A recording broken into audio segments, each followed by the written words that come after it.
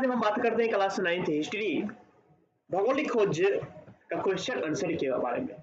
तो question answer का पहला पार्ट हो चुका है, आज हम बात करेंगे दूसरा पार्ट के ऊपर में। दूसरा पार्ट में हम बात करेंगे दीर्घोत्तरीय प्रश्न। तो पहला क्वेश्चन है सामने में, यूरोप में मध्यकालीन या मध्यकाल को अंधकार युग कहा जाता है क्यों? पीछे का रीजन यह है कि मध्यकाल युग कहा जाता है क्योंकि यूरोप में जो था, जब वो मध्यकाल था, मध्यकाल में यूरोप में क्या था, व्यापार वाणिज्य विकसित नहीं था। पहला कारण, यूरोप में व्यापार वाणिज्य विकसित नहीं था, व्यापार वाणिज्य विकसित नहीं था। दूसरा बात और कर ले, मध्यकाल में यूरोप में सामंत प्रवृत्ति का युग था। कौन सा प्रवृत्ति का युग था? तो सामंत प्रवृत्ति का युग था। अब ये सामंत प्रवृत्ति क्या होता है? तो सामंत प्रवृत्ति हम उसको कहते हैं, सामंत हम उसको कहते हैं जहां पर क्या होते हैं, एक थोड़ी सी हम कह सकते हैं पूंजीपति वाला लोग, और उसके यहाँ ढेर सारा नौकर सब रहा करते थे, तो उसी को हम क्या कहते हैं, जो सामंत कहते हैं। क्या कहते हैं? जो सामंत कहते हैं। यानी कि एक बड़ा सा जमींदार है और उसके नीचे में, उसके अंदर में ढेर सारे 50 60 70 80 90 100, यानी कि इस प्रकार से कुछ जो जमीन किसान सब उसके अंदर में है और काम करते हैं, उसके लिए करते हैं, तो उसी को हम क्या कहते हैं, सामंत। तो यूरोप में जो मध्यकाल था, तो वहां पर सामंत हुआ करते थे, उसके अंदर में ढेर सारे क्या होते थे, जो किसान सब हुआ करते थे। इसलिए कहते हैं, जो पहला कारण यह हो जाता है कि व्यापार वाणिज्य विकसित नहीं था। दूसरा बात आ जाता है, यहाँ पर सामंत प्रवृत्ति का काल चल रहा था। और आ जाता है, यहाँ पर धर्म का जो रूप था वह निश्चित नहीं था। कहां पर बात करते हैं, तो यह यूरोप की बात करते हैं, यहाँ पर धर्म का रूप निश्चित नहीं था। और साथ ही साथ मध्ययुगीन यूरोपियनों का विश्वास था कि पृथ्वी चपटी है, यानी कि वह भ्रम में जी रहा था। उसको सही से भौगोलिक ज्ञान नहीं था, वो भ्रम में जी रहा था। और भ्रम में क्या जी रहा था, जो पृथ्वी चपटी है, और पृथ्वी से जैसे हम नीचे उतरते हैं, तो नीचे उतरने के बाद हम अनंत में विलीन हो जाएंगे, फिर कभी हम रिटर्न वापस नहीं आ पाएंगे। ये सब उनके मन में चल रहा था। और वहां के जो शिक्षित वर्ग के लोग थे, यानी कि उच्च कास्ट के लोग थे, जैसे कि हम बताए हैं, वहां के जो उच्च कास्ट के लोग थे, जिस प्रकार से चर्च पादरी सब आ जाते हैं, यह चर्च पादरी सब क्या किए थे, भ्रम फैला के रखे थे, यानी कि भ्रमित करके रखे थे, अंधविश्वास बना दिए थे सबके मन में। इसलिए कहते हैं, कहा कि जो प्रश्न के अनुसार जो यूरोप में मध्यकालीन को अंधकार युग कहा जाता है। तो पहला कारण आ जाएगा जो सामंत प्रवृत्ति का युग था। दूसरा आ जाएगा वाणिज्य, व्यापार और वाणिज्य विकसित नहीं था। तीसरा बात आ जाते हैं, जो वहां के लोगों में वहां के लोगों को भौगोलिक ज्ञान के बारे में जानकारी, भौगोलिक ज्ञान नहीं था। तीसरा चौथा बात आ जाते हैं कि वहां के जो लोग था, या हम कैसे चर्च और पादरी थे, तो वह चर्च और पादरी क्या रखे थे, लोगों को भ्रमित कर रखे थे, जिसके कारण हम इस युग को कौन सा युग कहते हैं, तो अंधकार युग कहते हैं। जिस कारण से इस युग को क्या कहते हैं, तो अंधकार युग कहते हैं। तो उम्मीद है कि आपको यह क्वेश्चन समझ में आ गया होगा। जो यूरोप को हम अंधकार युग, यूरोप के मध्यकालीन को इतिहास में हम क्या कहते हैं, अंधकार युग क्यों कहते हैं। नेक्स्ट क्वेश्चन आपके सामने आ जाते हैं, जो भौगोलिक खोजों में वैज्ञानिक उपकरणों का क्या योगदान है। यानी कि भौगोलिक खोज हुआ, तो भौगोलिक खोज क्या है, इसको हमने बताए हैं। जब भौगोलिक खोज हम कहते हैं, जब किसी क्षेत्र, जब किसी नए क्षेत्र, नए भूभाग या नए चीजें का खोज होती है, तो उसी को हम क्या कहते हैं, भौगोलिक खोज कहते हैं। तो अब ये भौगोलिक खोज जो हुआ, इस भौगोलिक खोज में किसमें बात करते हैं, कि भौगोलिक खोज में किसका योगदान की बात करते हैं, तो वैज्ञानिक उपकरण है। किसका? वैज्ञानिक उपकरण का योगदान क्या रहा। वैज्ञानिक उपकरण मतलब क्या हो गया, जो वैज्ञानिक के द्वारा बनाया गया उपकरण था, वैज्ञानिक के द्वारा बनाया गया जो वस्तुएं था, उस वस्तु का क्या योगदान रहा, उसका क्या महत्व रहा, किसमें बात करते हैं, तो भौगोलिक खोज में। तो इसको चलो हम जानते हैं, इसका महत्व क्या रहा था। तो भौगोलिक खोजों में वैज्ञानिक उपकरण का योगदान था कि उनकी मदद से समुद्री यात्रा आसान हो गई। यानी कि जैसे भौगोलिक खोज, हम बात करते हैं वैज्ञानिक उपकरण की, तो वैज्ञानिक उपकरण यानी कि वैज्ञानिक जैसे वस्तु यानी कि उपकरण अपना बना के दिए, कि बनाने से क्या हो गए, यह बनाने से क्या हो गए, जो नदी में जो, या हम कह सकते हैं समुद्र में यात्रा करने वाले थे यात्री, उनको यात्रा करना आसान हो गया। अब यात्रा करना आसान कैसे हो गया, तो जैसे वैज्ञानिक उपकरण एक आ जाते हैं, वैज्ञानिक उपकरण एक आ जाते हैं, जैसे कि कंपास। यह कंपास क्या था, यह कंपास एक दिशा सूचक यंत्र था।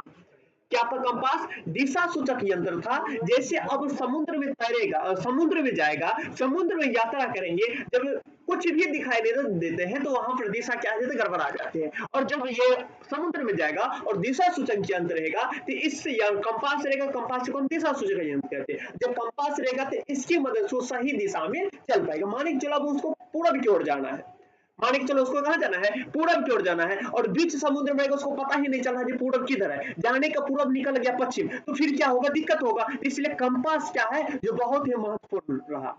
यह कंपास क्या है, यह वैज्ञानिक उपकरण, यानी कि इसको वैज्ञानिक ने ही बनाए थे। इसके बाद और हम बात करते हैं, और यह कंपास की ज्ञान किससे सीखा था, यह कंपास की ज्ञान जो था अरबों से सीखा था। दूसरा बात कर लेते हैं जो जहाज की, जहाज की दूसरा बात कर लेते हैं जहाज की। अब जहाज जो है, जहाज भी वैज्ञानिक उपकरण आ जाते हैं, और ये जहाज भी भौगोलिक खोज में बहुत ही महत्वपूर्ण भूमिका निभाए। अब जहाज क्या हुआ, जो यूरोप के जो लोग थे उन्होंने जो जहाज बनाए थे, तेज चलने वाले और सुरक्षित जहाज बनाए थे, वह कौन सा था, तो वह जहाज का नाम था कैरावल। अब यह कैरावल नामक जहाज बनाते हैं जो कि तेज चलने वाले होते हैं, मजबूत होते हैं, और यह सुरक्षित जहाज होते हैं, जिसके कारण से समुद्र में यात्रा करना क्या हो गया, आसान हो गया। इसलिए वैज्ञानिक उपकरण पहला आ जाता है अपना का कंपास, पहला आ जाता है अपना का कंपास, दूसरा आ जाते हैं केरावल नामक जहाज आ जाते हैं, तीसरा आ जाते हैं एस्ट्रोलोब नामक वैज्ञानिक उपकरण ने आविष्कार अक्षांश, क्या कहते हैं जिसको, अक्षांश कहते हैं, फिर दूरबीन आ जाते हैं, इत्यादि वैज्ञानिक उपकरण ने क्या करते हैं, जो महत्वपूर्ण भूमिका निभाते हैं। जैसे कि दूरबीन हो गया, तो दूरबीन का क्या काम होता था, जो एकदम दूर की वस्तुओं को देखना। अब जब कोई क्या होती है, कोई चीज दिखाई देते हैं, आगे की वस्तु, मान के चलो जहां हमको पहुंचना है उसका कुछ कुछ ना कुछ पार्ट दिखाई देते हैं, तो हौसला बुलंद होती है और जाने में क्या होती है, अच्छा लगता है। तो इस प्रकार से वैज्ञानिक उपकरण ने क्या हुआ, जो भौगोलिक खोज में महत्वपूर्ण योगदान रहा, और योगदान किस प्रकार से रहा, कंपास जैसे दिशा सूचक यंत्र हो गया, यह दिशा बताने, दिशा भटकने नहीं दिया। उसके बाद केरावल नामक जहाज जो बनाए थे, यह तेज चलने वाले सुरक्षित जहाज थे जिससे जल्दी पहुंच सके। इसके बाद दूरबीन, दूर की वस्तुओं को देखने में सहायता हो और वहां तक पहुंचने में क्या होगी, आसान यानी कि सहूलियत होगी। तो पहला दूसरा क्वेश्चन भी आपका हो जाता है क्लियर, आपका दूसरा क्वेश्चन भी हो गया क्लियर। इसके बाद आ जाते हैं हम अब तीसरा क्वेश्चन पर, और तीसरा क्वेश्चन देखते हैं आपका क्या है। यह तीसरा क्वेश्चन जो है आपका, भौगोलिक खोजों ने व्यापार वाणिज्य पर किस प्रकार प्रभाव डाले। भौगोलिक खोज जो है, यह भौगोलिक खोज के दौरान व्यापार वाणिज्य पर प्रभाव कैसे पड़ा, व्यापार वाणिज्य पर क्या प्रभाव पड़ा, यानी कि व्यापार वाणिज्य में क्या परिवर्तन लाए। तो भौगोलिक खोज से पहले की बात कर ले, तो यह भौगोलिक खोज से पहले व्यापार वाणिज्य क्या होता था, व्यापार जो होता था सीमित क्षेत्र हुआ करता था, व्यापार सीमित था, व्यापार विकसित नहीं था। तो वही बात हमने यहाँ पर मेंशन किया है, भौगोलिक खोज कहाँ बात करते हैं, जो भौगोलिक खोज ने व्यापार वाणिज्य पर क्रांतिकारी प्रभाव डाले। इन खोजों के परिणाम स्वरूप नए नए देशों का पता लगा और उन देशों से व्यापारिक संपर्क स्थापित किया गया। अब जैसे भौगोलिक खोज हुआ, तो भौगोलिक खोज में क्या हुआ, तो नए नए देश यानी कि नए नए क्षेत्र का विकास हुआ, या नया नया क्षेत्र खोजा गया, और जब नया नया क्षेत्र खोजा गया तो उन देशों से व्यापारिक संबंध बनाया गया। जैसे बात कर लेते हैं जो भारत, भौगोलिक खोज है, तो भौगोलिक खोज के दौरान भारत खोजे गए, भौगोलिक खोज के दौरान ही क्या, अमेरिका खोजा गया, भौगोलिक खोज के दौरान ही ना। भौगोलिक खोज से पहले बताओ, भारत की पता नहीं था यूरोप वासी को, नहीं तो अमेरिका के बारे में पता था। जब भौगोलिक खोज हुआ तो भौगोलिक खोज के दौरान भारत के बारे में उन्हें पता चला, और जैसे भारत के बारे में पता चला तो भारत से उन्होंने क्या किया, व्यापारिक संबंध बना लिया। क्या बना लिया, तो व्यापारिक संबंध उन्होंने बना लिया, वही बात कहेंगे, व्यापारिक संबंध बना लिया। और व्यापार जो पहले कहाँ होते थे, जो व्यापार जो पहले होते थे भूमध्य सागर और बाल्टिक सागर। जो भौगोलिक खोज से पहले की बात करते हैं, भौगोलिक खोज से पहले जो व्यापार था वह भूमध्य सागर और बाल्टिक सागर तक ही सीमित था। यानी कि भौगोलिक सागर, भूमध्य सागर और बाल्टिक सागर दो ही मार्ग था जिनसे क्या होते थे, आते जाते थे और व्यापार होते थे। वह भी फिक्स यानी कि निश्चित क्षेत्र में हुआ करते थे, वह बहुत ही कम मात्रा में। लेकिन जब भौगोलिक खोज हो गया तो भौगोलिक खोज के नए नए क्या हुआ, क्षेत्र के बारे में जानकारी मिला, जानकारी मिलने के साथ साथ और क्या हुआ, तो वहां से व्यापारिक संबंध स्थापित कर लिया। और जैसे व्यापारिक संबंध स्थापित करते हैं तो तब क्या हो जाते हैं, जब भौगोलिक खोज हो जाते हैं तो तब अटलांटिक हिंद तथा प्रशांत महासागरों तक व्यापार उनका फैल गया। तो पहले तो बाल्टिक और भूमध्य सागर में निश्चित था व्यापार, इतना ही फिक्स था, लेकिन जब भौगोलिक खोज हुआ तो अटलांटिक महासागर, हिंद महासागर और प्रशांत महासागरों तक इनका व्यापार क्या हो गया, फैल गया। और जब व्यापार उनका फैल गया तो व्यापार फैलने के साथ साथ पेरिस, लंदन इत्यादि जगहों से क्या हो गया, उसका विश्व व्यापारिक केंद्र बन गया।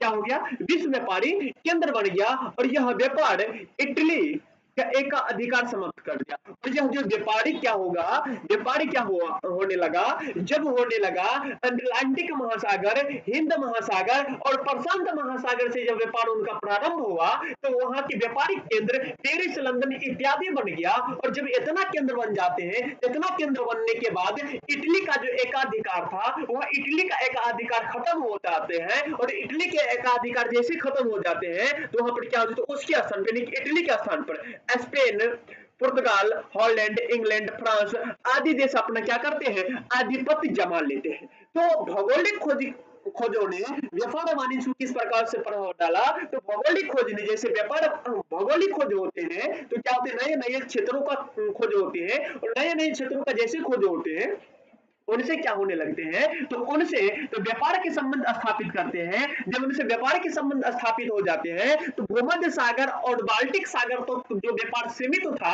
अब वह विकसित होकर अटलांटिक महासागर, हिंद महासागर, प्रशांत महासागर तक फैल गया है। जब इतना तक फैल जाता है तो फैलने के बाद और उनका व्यापारिक केंद्र, विश्व व्यापार केंद्र बन जाता है पेरिस, लंदन इत्यादि जगह। और जैसे इतना बन जाते हैं तो इतना बनने के बाद जो इटली का जो एकाधिकार था वह एकाधिकार खत्म होते हैं। और एकाधिकार खत्म होने के साथ साथ क्या होते हैं, अब वहां इटली का स्थान स्पेन, हॉलैंड, उसके बाद पुर्तगाल, इंग्लैंड, फ्रांस इत्यादि ने ले लेते हैं।